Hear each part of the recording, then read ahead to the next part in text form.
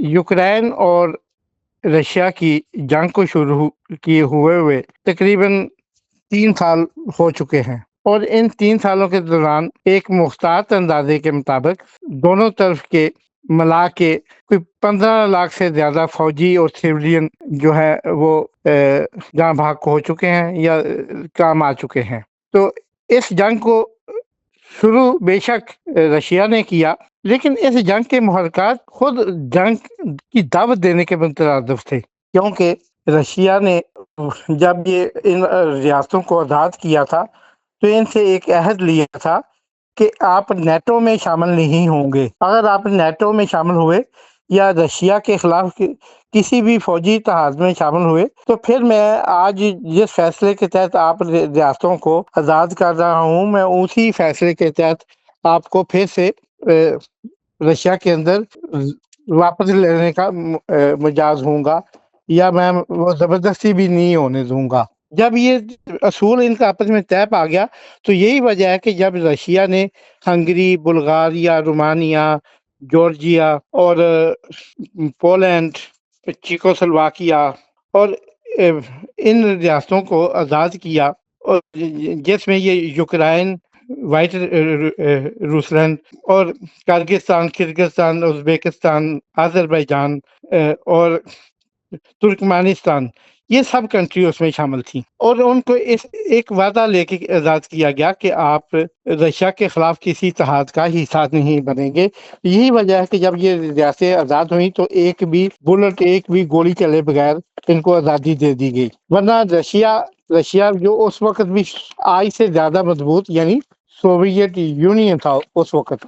आज तो Soviet union नहीं है। तो रशिया ने उसके बावजूद भी उन्हें आज़ादी दी कि शायद ये आज़ादी का सबके लिए आज़ादी का वक्त है, मुझे इसमें रोड़े नहीं अटकाने चाहिए, तो उसने उनको आज़ादी दे दी। यूक्रेन ने के साथ रशिया का ये वादा हुआ कि यूक्रेन के अंदर जो एटमी रिएक्टर प्लांट है वो उन्हें पुरअमन तौर पर रशिया मुंतकिल करने दिया जाएगा और जो रशिया ये मुंतकिल नहीं किए जा सकेंगे उनकी निगहदाश्त जो होगी वो रशिया के ही ज़िम्मे होगी और रशिया ही उन्हें अपनी सरबराही में उन एटमी रिएक्टर की निगहदाश्त करेगा, लेकिन खर्चे रशिया खुद उठाएगा, उसका खर्च जो है वो यूक्रेन देने का मिजाज नहीं होगा। अच्छा, बाद में जब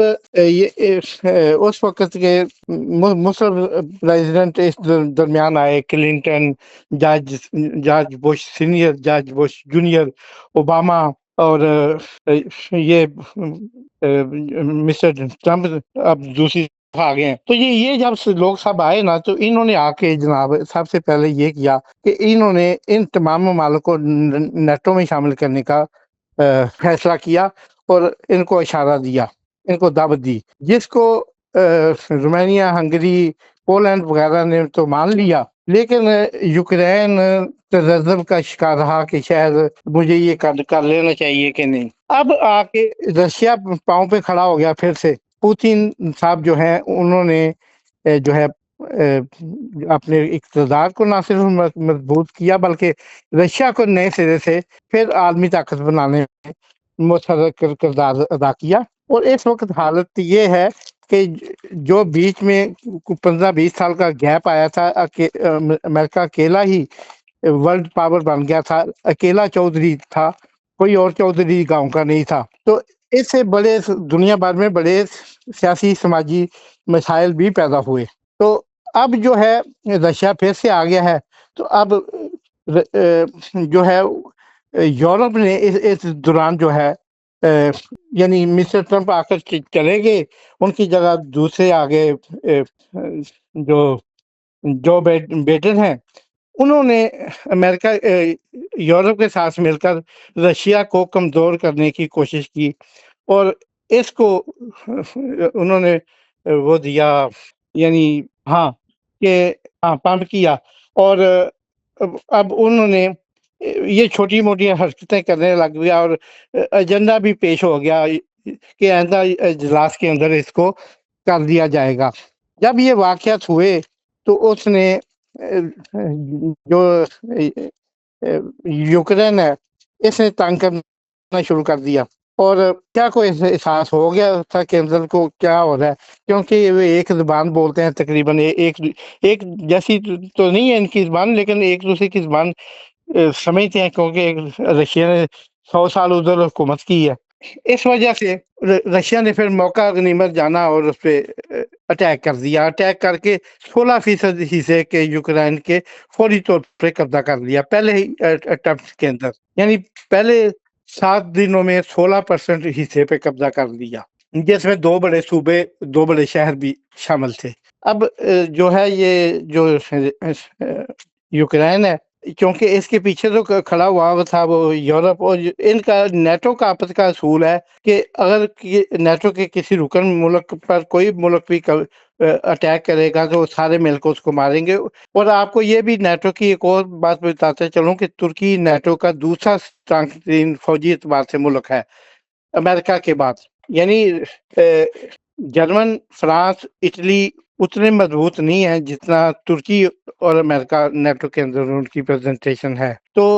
جب یہ سارے واقعات ہوئے تو انہوں نے جناب بعد میں، اب تک جو رشیا ہے وہ تقریباً 26% ایریے پر قبضہ کر چکا ہے۔ وہ چاہتا تو میرے عسکری تجزیے کے مطابق، میری عسکری معلومات کے مطابق، رشیا کے پاس اتنے مسائل، اتنی طاقت ہے کہ وہ اس کو 3-4 دن میں سارا کام مکمل کر سکتا تھا، لیکن وہ ایک خاص طریقے سے دراصل یورپ کی فوجی طاقت کو کم کرنے میں مصروف رہا کہ میں اس کو ماروں گا، یوکرائن کو ماروں گا، یورپ یوکرائن کی مدد کرے گا، تو اس سے یوکرائن کے ساتھ ساتھ یورپ بھی کمزور ہوگا، اور یورپ کے اندر بھی جو ہے بدامنی اور اس کی سالمیت، ان کی معیشت کو خطرات لاحق ہوں گے۔ ٹھیک ہے جی۔ اب ان ساری چیزوں کے معاملے میں جب آ کے رشیا نے اس کو بہت مارا تو جو بائیڈن کے جانے کا وقت ہو گیا۔ اب یورپ کو جو بائیڈن کی حمایت حاصل تھی اور کیملا ہیریسن کی، اور یہ جو بائیڈن کی حمایت حاصل تھی، اب وہ چلے گئے، ٹرمپ آ گیا۔ ٹرمپ کاروباری آدمی ہے، ٹرمپ کو اور یورپ کے مزاج کا بھی پتا ہے، وہ تھوڑا سا ذہنی طور پر بدماش پریزیڈنٹ ہے۔ اس نے کہا کہ یہ میں نہیں ہونے دوں گا، میں رشیا کے ساتھ تعلق بنا کے رکھوں گا۔ ان کی تو اوقات ہی کیا ہے یورپ کی، کیونکہ جو رشیا کے خلاف یوکرائن نے جنگ لڑی ہے، اس میں جو اسے فنڈ چاہیے تھے، اس کے ٹوٹل فنڈ جو اس کے یوکرائن نے استعمال کیے ہیں، اس کا 60% 60% یو ایس اے نے پے کیا ہے، امریکہ نے پے کیا ہے۔ اب جناب یہ دوسری طاقتیں جو ہیں وہ انہوں نے، کسی نے 1 ارب پے کیا، کسی نے 2 ارب، کسی نے 3 ارب۔ ان اکیلے امریکہ نے $350 بلین اس جنگ کے اندر انویسٹ کیے۔ اب ٹرمپ نے آ کر اس کو کہا کہ آپ اپنے منرل جو ہیں یوکرائن کے، وہ ہمارے حوالے کر دیں، کیونکہ ہم نے 350 ارب 60 ارب تمہیں دیے ہیں، اب ہم نے جنگ میں انویسٹمنٹ کی ہے، یہ کوئی تمہاری مدد نہیں ہے۔ یورپ کے باقی 26 ملکوں نے مل کے اتنے پیسے نہیں دیے تھے جتنے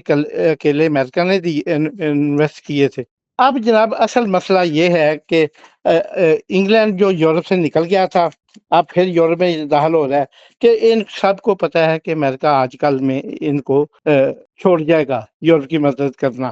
اور اس اتحاد سے بھی باہر نکل جائے گا، نیٹو سے، کیونکہ وہ یہ بوجھ برداشت نہیں کر سکتا۔ امریکہ کی اکانومی پوری دنیا کی طرح امریکہ بھی اس اکانومی کے چکر میں ہرٹ ہوا ہے، زخمی ہوا ہے، اور اس وقت امریکہ کے حال بھی، اس کے عوام کے حال بھی کچھ زیادہ بہتر نہیں ہے۔ اس لیے یہ پیسے باہر تو بندہ تب لگاتا ہے جب اس کے گھر میں سکون ہو، جب گھر میں خود ہی سکون نہیں ہوگا تو وہ یہ پیسے گھر کیوں لگائے گا؟ ٹھیک ہے، یہ عیاشی کیوں کرے گا، یہ جنگوں والی اور آگے پیچھے جو ہوتی ہے۔ اچھا، اب اس سارے چکر میں رشیا کو ایک طرف انہوں نے کہا کہ تم اس سے صلح کر لو، تو اس کا جو حال کیا ادھر ٹرمپ نے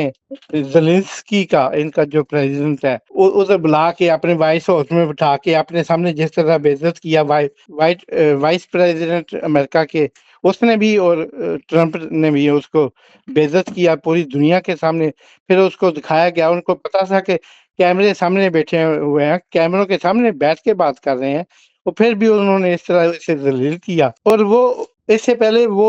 ریاض میں ہو رہی تھی میٹنگ، ان کی کرا رہا تھا محمد بن سلمان، یعنی ان کو بلا کے یوکرائن کو اور روس کو، جس میں یوکرائن نہیں گیا. وہ گھر سے نکلا ادھر جانے کے لیے، لیکن ترکی چلا گیا، ادھر نہیں گیا. اچھا، اب ان ساری واردات میں جو ہے نا، اب یہ حالات یہ ہیں کہ وہ انہوں نے اسے کافی ذلیل کیا. اب یورپ کو یہ پتا ہے، یہ وقت مانگتا رہا، کیونکہ اس نے ایک پروجیکٹ شروع کیا ہوا تھا یورپ کے ساتھ مل کے کہ ہم نے روس کے ہوائی اڈے تباہ کرنے ہیں. وہ اس بیس پہ اندرونی طور پہ کام کر رہے تھے. اور حالانکہ وہ نیٹو کے باقی سارے ممالک نیٹو کے رکن ملک تھے، لیکن امریکہ کو انہوں نے یہ جناب شو نہیں کرایا، ٹھیک ہے، کہ ہم اس کے اڈے، یعنی یہ بھی ایک بددیانتی ایگریمنٹ بددیانتی ہے، یعنی کاروباری یا دوستی یا مطلب جو بھی سمجھ لیں آپ، اس کی بددیانتی ہے کہ سب سے بڑا پارٹنر جو ہے آپ اس کو بتا ہی نہیں دے کہ ہم نے یہ سائٹ پہ یہ تیار کیا ہوا ہے کہ ہم روس کے اڈے تباہ کرنا چاہتے ہیں، اور آپ یہ بھی چاہتے ہیں کہ امریکہ ہمارے ساتھ کھڑا رہے. تو اب انہوں نے وہ ٹائم لے کے نہ ادھر سے رشیا بھی پچھلے ایک مہینے سے اس نے وہ جنگ بندی والا تقریباً سلسلہ چل رہا ہے. اب اس نے اس کی بھی تو جو ادھر سے تھوڑی ہٹ گئی تھی، تو انہوں نے 400 ڈرون بھجوا کر اس کا وہ ہوائی اڈہ تباہ کر دیا، جس پہ کوئی 40 سے زیادہ طیارے لڑاکا طیارے کھڑے تھے. اب ان 40 سے زیادہ طیاروں کے تباہ ہونے سے $7 ارب کا یہ نقصان ہے، $7 ارب کا یہ نقصان ہے. اب رشیا کی تو چیخیں نکل گئیں. رشیا نے اب ساری دنیا دیکھ رہی ہے، کوئی بھی اس پہ اٹیک ہوتا تھا پچھلے 3 سالوں میں، وہ جواب آتا تھا اس کی طرف سے، یوکرائن کی طرف سے، سب سے پہلے 2 منٹ میں پوتین کی پریس کانفرنس آ جاتی تھی. ابھی پچھلے 96 آور سے پوتین سب خاموش ہے. اب ساری دنیا انتظار کر دیا کہ وہ اب ایٹم بم مارتا ہے تو اس پہ پھر بھی یو این او اس پہ امبارگو لگائے گا. اگر وہ یورپ کو پہ کسی ملک پہ ایٹم بم مارتا ہے تو اس کا مطلب ہے اس نے نیٹو پہ طے کیا، پھر بھی امریکہ کو لڑنا پڑے گا کیونکہ ایگریمنٹ کا حصہ ہے. اچھا، اب یہ ساری چیزیں لوگ کسی بڑے اور جلدی کے موڈ میں ہوتے ہیں، جبکہ زندگی ایسے نہیں چلتی. زندگی چلتی ہے دیکھ بھال کے، یہ امور مملکت ہوتے ہیں. اب اگلے چند گھنٹوں میں یا چند دنوں میں اٹیک ہونا ہے، لیکن وہ اٹیک جو ہے اب نیوکلیر یا اس سے ملتا جلتا کوئی اٹیک کرنا پڑے گا. اس کے رشیا نے ایک میزائل بنایا ہے جس کا نام شیطان، یعنی شیطان رکھا ہے. اب اس میزائل کو وہ سنا کہ اس کا نیوز یہ ہے کہ وہ استعمال کرے گا. وہ ایٹم بم نہیں کہلائے گا، نیوکلیر نہیں کہلائے گا، لیکن ہوگا نیوکلیر سے بھی خطرناک. تو اب جناب یہ اس پہ حملہ کریں گے. لندن نے کہہ دیا ہے، مسٹر ان کا جو کارمر ہے، اس کا پرائم منسٹر یو کے کا، اس نے پورے لندن کو، سب لوگوں کو کہہ دیا کہ وہ اپنی اپنی تیاری کریں، ہم پہ حملہ ہونے والا ہے. یعنی ذہنی طور پہ وہ تیار ہیں. اور نیوکلیر وار میں جس نے پہل کی وہی جیتا. یہ سارے حالات ہیں. اب میرے کالم چھپنے تک یہ حملہ ہو چکا ہوگا یا ہونے والا ہوگا، یہ ہوگا. تو اس کا ہم ٹائٹل کریں گے جی، قیامت کا انتظار.